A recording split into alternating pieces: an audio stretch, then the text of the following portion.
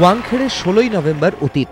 অবসরের পরদিন রোববারের সকালটা তার জন্য কেমন ছিল? প্রশ্নটা শুনেই ক্রিকেট থেকে সদ্য প্রাক্তন হয়ে যাওয়া শচীন তেন্ডুলকরের গলায় উঠে এলো এক নতুন উপলব্ধি। ক্রিকেটের পাশাপাশি জীবন নিয়ে কথা বলতে গিয়েও এদিন অনেক খোলামেলা 40 বছরের মারাঠি।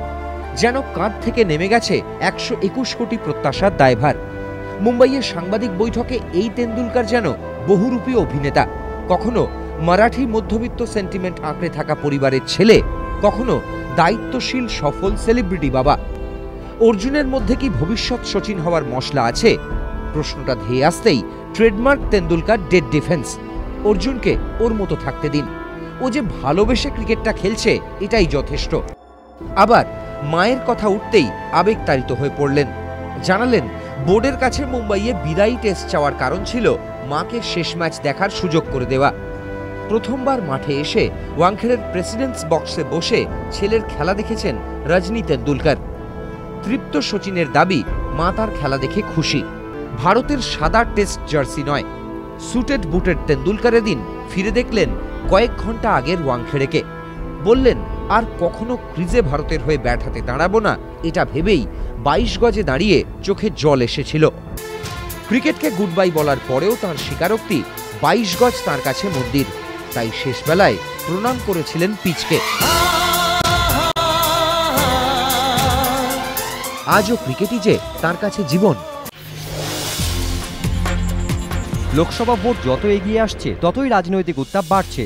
জাতীয় হোক বা আঞ্চলিক দল, দিল্লি দখলের স্বপ্নে বিভোর সকলেই।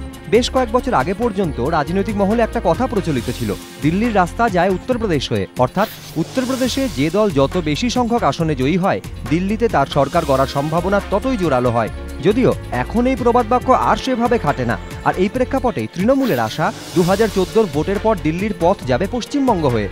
রবিবার কাশীপুরে এক জনসভায় মুকুল রায় দাবি করেন, পরবর্তী প্রধানমন্ত্রী কে হবেন মমতা বন্দ্যোপাধ্যায়ের নেতৃত্বে তা ঠিক করবেন বাংলার মানুষই। কংগ্রেস নেতৃত্বাধীন কেন্দ্রকেও তীব্র আক্রমণ করেন মুকুল। নিউ ব্যারাকপুরে দলের ঘর ভাঙার পরের দিনই পুরসভায় তৃণমূলের সঙ্গে জোট ভেঙে দিল কংগ্রেস। রবিবার এক প্রেস বিবৃতি প্রকাশ করে এই সিদ্ধান্তের কথা জানিয়েছেন প্রদেশ কংগ্রেস সভাপতি প্রদীপ ভট্টাচার্য।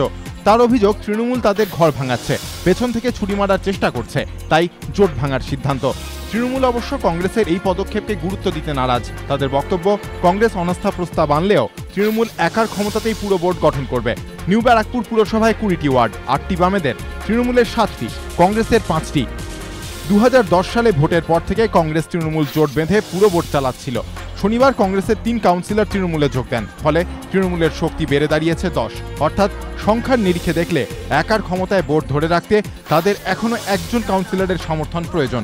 তাই কংগ্রেসের জোট ভাঙার সিদ্ধান্তের পর অনাস্থা প্রস্তাব আনা হলে নিউ ব্যারাকপুর পুর বোর্ডের চেহারা কি দাঁড়ায় তা নিয়ে কৌতূহলী রাজনৈতিক মহল।